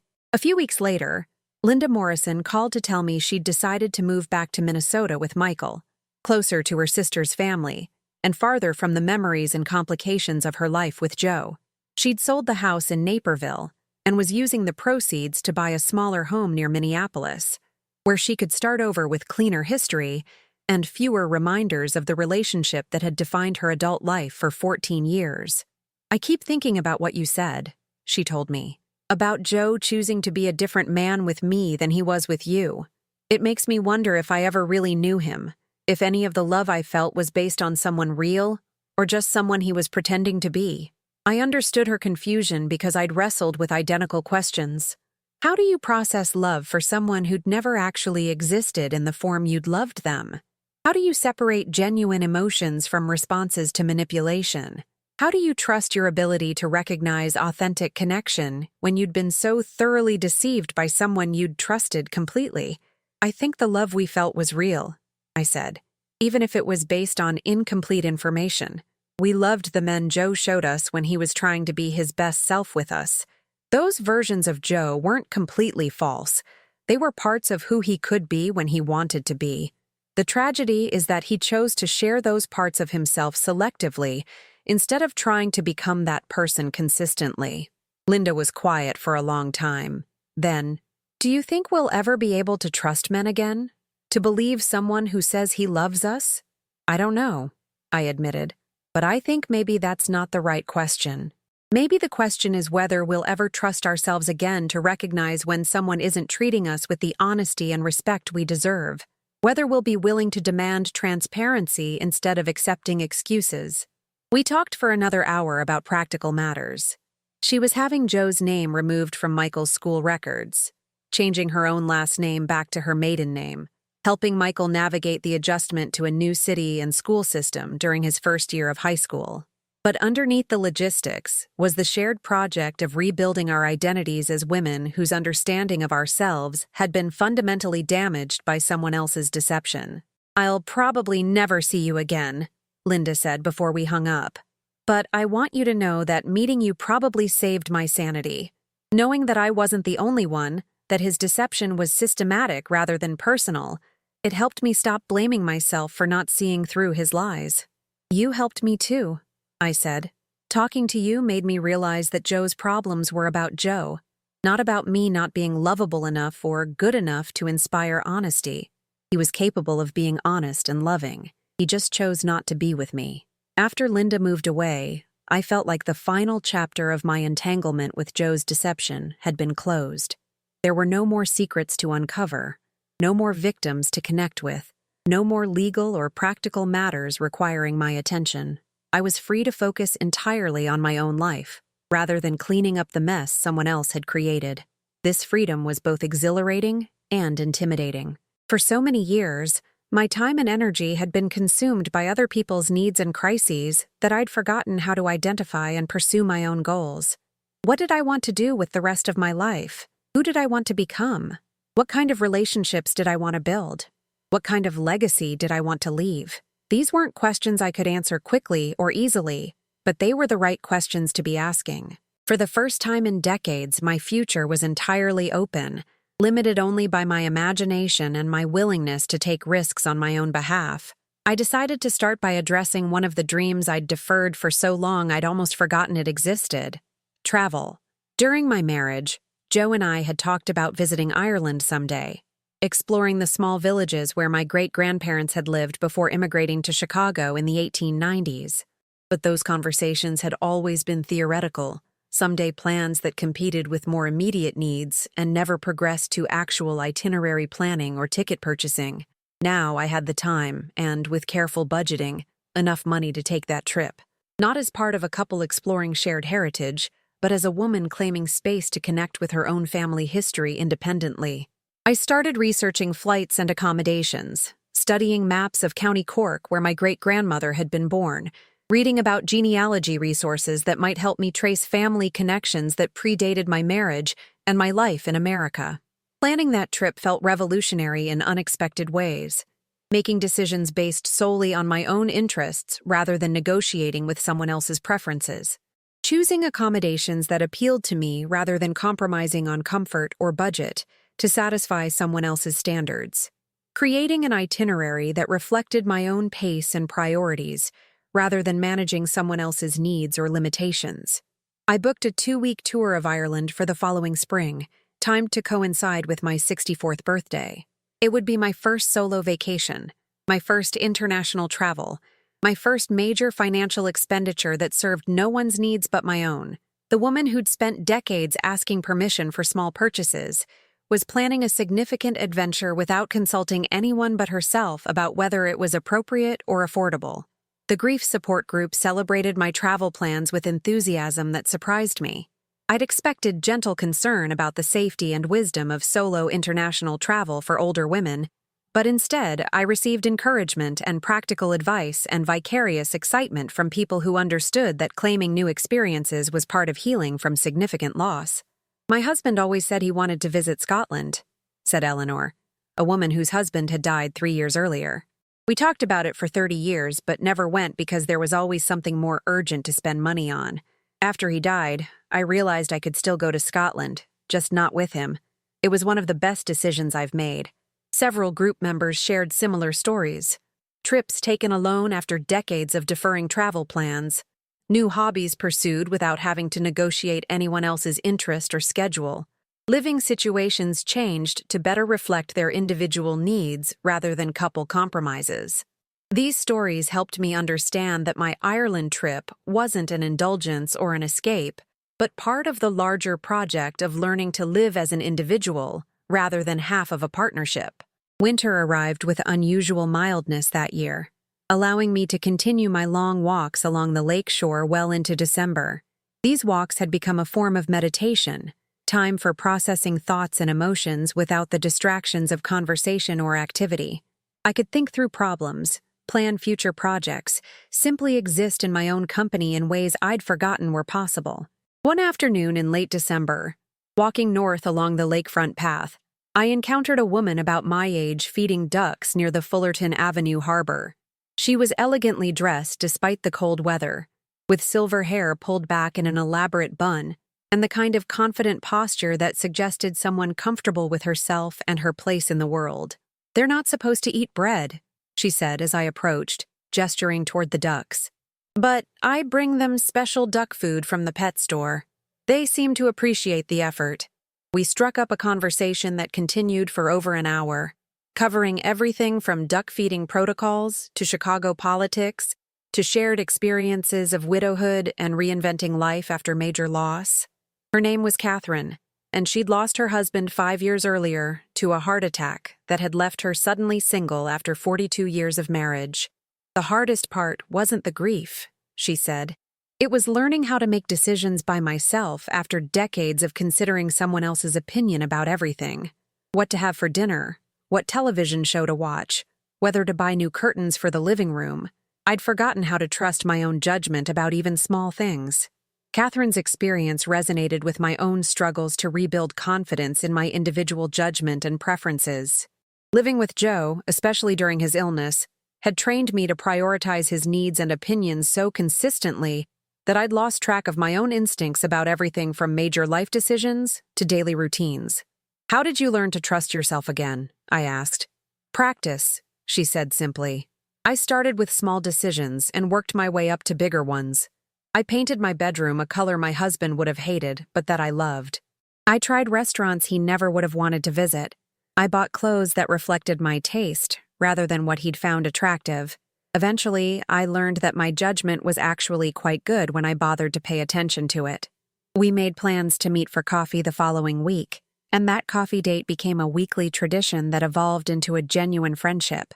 Catherine was the first new friend I'd made in years who knew me only as myself, rather than as Joe's wife or Harry's mother, or someone defined by her relationships to other people. Through Catherine, I met other women who were navigating similar life transitions. Widows building new identities, divorcees pursuing dreams they'd deferred during marriage, empty nesters exploring interests that hadn't fit into busy family years. This expanding social circle provided support and companionship that felt different from the duty-based relationships that had characterized much of my married life. These friendships were based on shared interests and mutual enjoyment rather than obligation or need. We chose to spend time together because we liked each other's company, not because family relationships or caregiving responsibilities required our connection. This voluntary aspect made the relationships feel lighter, but also more genuine than many of the interactions I'd grown accustomed to. As spring approached, my excitement about the Ireland trip grew along with my nervousness about traveling alone internationally for the first time. I attended pre-travel seminars at the community college, researched Irish customs and currency exchange, practiced reading maps and using public transportation apps on my phone. These practical preparations were mixed with emotional preparation for what I hoped would be a journey of connection, rather than just tourism. I was also continuing to develop my painting skills, taking more advanced watercolor classes and experimenting with different subjects and techniques. The paintings that had started as simple exercises in color and composition were becoming more complex explorations of memory, emotion, and personal history. I was learning to use art as a form of storytelling, creating images that captured not just what things looked like, but what they felt like. One of my recent paintings depicted our old apartment building as seen from across the street, but painted in colors that reflected my emotional response to that space rather than its actual appearance. The building was rendered in blues and grays that suggested sadness and confinement, while the sky above it was painted in warm golds and oranges that represented the freedom I'd found after leaving that environment behind. These paintings were becoming a visual diary of my transition from Joe's widow to whoever I was becoming next. Each canvas documented progress in my healing, changes in my self-perception, growth in my confidence and creative abilities. Looking at them chronologically, I could see the journey I'd been taking without entirely realizing it was happening. The trip to Ireland exceeded every expectation I'd had for the experience. Not because the country was more beautiful than I'd imagined, though it certainly was, but because traveling alone forced me to rely on my own judgment and problem-solving abilities in ways that proved to myself how capable I actually was. When flights were delayed and I had to navigate unexpected overnight stays in airports, I handled the logistics calmly and efficiently. When language barriers made communication challenging in small villages, I found creative ways to make myself understood and connect with local residents, who were delighted to help an American woman trace her family roots. I found the village where my great-grandmother had been born, visited the church where she'd been baptized, stood in the cemetery where her parents were buried. These connections to family history that predated my marriage felt like reclaiming pieces of my identity that had nothing to do with being anyone's wife or mother or caregiver. But the most significant aspect of the trip was simply proving to myself that I could navigate complex challenges independently, that I could make decisions under pressure, solve problems without consulting anyone else, enjoy experiences fully without needing someone else to validate or share my reactions. I returned to Chicago with renewed confidence in my ability to handle whatever came next in my life. The woman who'd been intimidated by international travel was capable of much more than she'd realized. If I could handle 2 weeks alone in a foreign country, I could certainly handle building a satisfying life in my own familiar city. Back home, I found that my apartment felt smaller and less adequate than it had before I'd left. Not because Ireland had spoiled me for Chicago living, but because I'd outgrown the space that had contained my married life. I was ready for an environment that better reflected who I was becoming rather than who I'd been. House hunting in my early 60s, as a single woman on a fixed income, was initially intimidating, but I'd learned to trust my judgment and advocate for my needs, skills that proved invaluable in navigating real estate markets and rental applications. I found a one-bedroom apartment in Rogers Park, closer to the lake and to the community college where I was taking classes, in a building with other older adults who were living independently and creating rich social lives. The move itself was liberating in unexpected ways. I sold or donated most of the furniture and household items that had belonged to my married life, keeping only pieces that I genuinely loved rather than things I'd accumulated out of obligation or habit. My new apartment was furnished entirely according to my own taste, decorated with my own artwork and photographs from my Ireland trip, arranged to facilitate the activities that mattered to me rather than to accommodate someone else's needs.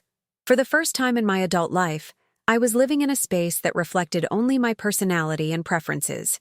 The colors were ones I loved, the lighting was configured for activities I enjoyed, the layout prioritized my comfort and functionality rather than serving as a compromise between different people's needs. This physical environment supported the emotional and psychological changes I'd been experiencing since Joe's death. Every room reminded me that I was capable of creating a satisfying life independently, that my judgment about aesthetics and practicality was sound, that I deserved to live in surroundings that pleased me rather than just accepting whatever arrangements other people found tolerable. Now, as I sit by my bedroom window, watching another Chicago sunset paint Lake Michigan in shades of gold and rose, I'm struck by how different my life looks compared to 2 years ago. The woman who'd felt lost and betrayed and financially desperate has been replaced by someone who feels grounded, confident, and genuinely excited about her future. I have friendships based on mutual enjoyment rather than obligation. I have hobbies that bring me joy rather than just ways to pass time. I have financial security that comes from living within my actual means rather than unknowingly subsidizing someone else's lifestyle. I have creative outlets that allow me to express aspects of myself that had been dormant for decades. Most importantly, I have a relationship with myself that's based on respect and honest assessment, rather than self-doubt and deference to other people's opinions. I trust my judgment because I've tested it in challenging situations and found it to be reliable. I value my own company because I've learned that I'm someone worth spending time with. The betrayal that initially felt like it would destroy me has become the catalyst for creating a life that's more authentic and satisfying than any I could have imagined while I was married. Joe's deception forced me to question everything I'd believed about my marriage, my worth, and my capabilities. But that questioning ultimately led me to discoveries about my strength and potential that I might never have made otherwise. I'm not grateful for Joe's lies. The pain he caused was real and profound and unnecessary. But I'm grateful for my resilience, for the support I found from unexpected sources, for my ability to rebuild my identity from materials I hadn't known I possessed. Looking back, I can see that the signs of Joe's deception were always there, but I chose not to see them because I was too invested in my vision of our marriage to examine it critically. His vague explanations about work, his mysterious financial decisions, his emotional distance during crucial moments, his reluctance to make concrete plans for our shared future, all of these should have been red flags that something was fundamentally wrong with our relationship. But I was a woman who'd been raised to believe that good wives trust their husbands, that successful marriages require sacrifice and compromise, that love means accepting people's flaws and giving them the benefit of the doubt even when your instincts suggest otherwise. These beliefs, which had seemed virtuous and mature, actually made me vulnerable to exploitation by someone who was willing to take advantage of my trust and generosity. The most painful aspect of discovering Joe's betrayal wasn't just learning that he'd been living a double life. It was realizing how much of my own life I'd sacrificed to support relationships that weren't actually mutual. The years I'd spent working multiple jobs to help with expenses that were actually funding his other household. The career advancement I'd foregone to provide caregiving that freed him to maintain his other relationships. The dreams I'd deferred to prioritize financial goals that were never actually shared. These revelations forced me to examine not just my marriage, but my entire approach to relationships and self-worth. I'd been operating from the assumption that my value came from my usefulness to other people, rather than from my inherent worth as an individual human being. That assumption made me vulnerable to people who would take advantage of my willingness to give more than I received, who saw my sacrifices as resources to be consumed rather than gifts to be cherished.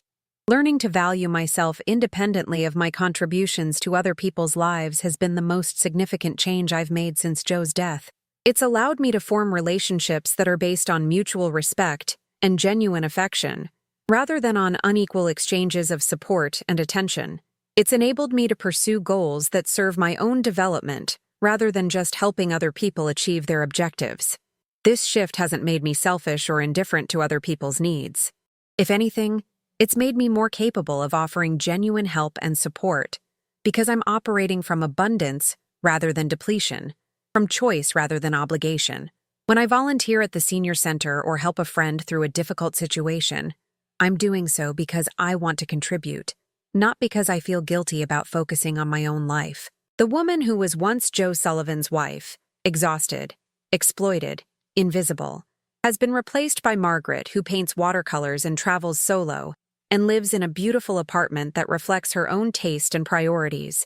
Margaret, who has opinions worth expressing and dreams worth pursuing, and instincts worth trusting. I think about Linda Morrison sometimes, wondering how she and Michael are adjusting to their new life in Minnesota.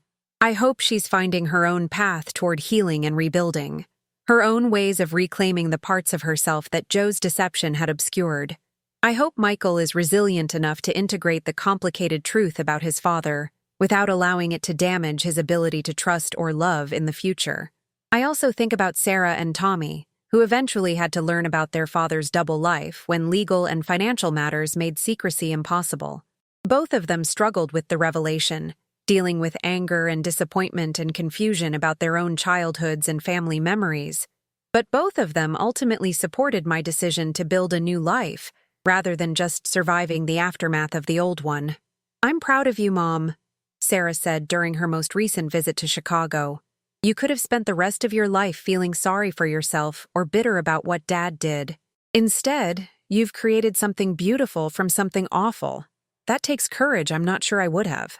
Sarah's words meant more to me than any recognition my artwork has received, or any compliments about my independence and strength from new friends. To know that my children see my recovery as an example of resilience rather than as abandonment of their father's memory. To know that they support my happiness rather than expecting me to remain trapped in grief or loyalty to someone who'd betrayed us all. That validation from the people who matter most has been crucial to my healing. The grief support group continues to meet every Sunday, though the membership changes as people work through their losses and move forward with their lives. I now serve as something of a mentor to newly widowed women, sharing practical advice about financial planning and emotional recovery while being careful not to assume that everyone's experience will mirror my own.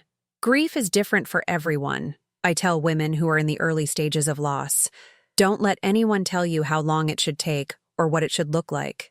But also, don't let grief become an excuse for not living the rest of your life. The goal isn't to get over loss, it's to learn how to carry it while still pursuing happiness and growth and connection. Some of the women nod and take notes, though I suspect they're not quite ready to believe that recovery is possible. Others push back, insisting that their marriages were different, that their husbands were honest and devoted, that their situations are too complex for simple advice about moving forward. I understand their resistance because I remember feeling the same way. When you're in the acute phase of loss, the idea that you might someday feel happy again can seem like betrayal of the person who died, minimization of the love you shared, evidence that your grief isn't deep enough to honor what you've lost. But now I know that building a satisfying life after loss isn't about diminishing what came before. It's about refusing to let loss be the final word about what your life can contain. Joe's betrayal was devastating, but it doesn't have to define the rest of my story. His lies were comprehensive, but they don't invalidate my capacity for truth. His theft of my financial resources was significant, but it couldn't steal my ability to create security through my own efforts. The most radical thing I've learned is that happiness doesn't require anyone else's permission or participation. I don't need someone else to validate my choices, share my experiences, or confirm that I'm living the right kind of life. I can create meaning and joy and connection through my own initiative, based on my own values, in service of my own vision for how I want to spend the time I have left. This doesn't mean I prefer isolation, or that I've given up on the possibility of meaningful relationships. I'm open to friendship, companionship, even romance if the right person comes along. But any future relationships will be based on equality and transparency rather than dependency and deception. I will never again allow someone else to control information about matters that affect my security, never again accept explanations that don't actually explain anything, never again prioritize preserving someone else's comfort over protecting my own well-being. The financial planner I consulted after Joe's death has helped me create a realistic budget and savings plan that will allow me to maintain my independence for the foreseeable future. My needs are modest but comfortable, and my income, though limited, is adequate for the lifestyle I've chosen. I'm not wealthy in the conventional sense, but I'm rich in time and autonomy and self-determination. My art has begun to find a small but growing audience through local galleries and online platforms. I'm not making significant money from sales, but I'm covering my materials costs and occasionally earning enough to fund small adventures or purchases that bring me joy. More importantly, I'm contributing something beautiful to the world, sharing perspectives and skills that wouldn't exist if I hadn't chosen to develop them. The community college has offered me a part-time position teaching basic watercolor techniques to other older adults, combining my artistic development with my experience in education and support. The salary is minimal, but the work is deeply satisfying in ways I hadn't expected. Helping other people discover creative abilities they'd forgotten or never known they possessed feels like a natural extension of my own recovery journey. Teaching art has also connected me with other creative people of various ages and backgrounds, expanding my social circle beyond the grief support group and senior center communities. These relationships are based on shared interests rather than shared losses, oriented toward growth and exploration rather than just mutual support through difficult times. Everything in my life now feels chosen rather than settled for, active rather than reactive, hopeful rather than resigned. I wake up each morning with plans and projects and people to see rather than just empty time to fill until bedtime. I go to sleep each night satisfied with how I've spent my day, rather than feeling like I've simply survived another 24 hours. This transformation from survivor to someone who's truly thriving happened gradually, through thousands of small choices to prioritize my own well-being and development, rather than just managing other people's needs and expectations. Each choice built on previous choices, creating momentum that eventually carried me toward a life I couldn't have imagined when I was sitting in Mr. Patterson's office, staring at photographs of Joe's secret family.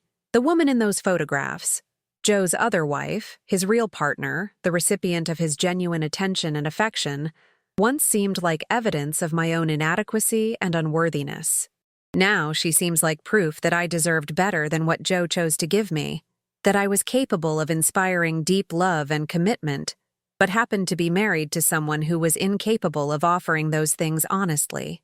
Joe's betrayal taught me that people are capable of elaborate deceptions when it serves their interests, but it also taught me that I'm capable of extraordinary resilience when faced with devastating revelations. His lies showed me how thoroughly I'd been manipulated, but they also showed me how strong I was to have survived that manipulation without losing my essential humanity. The financial abuse that left me nearly destitute in my widowhood ultimately forced me to discover my own resourcefulness and capacity for financial independence.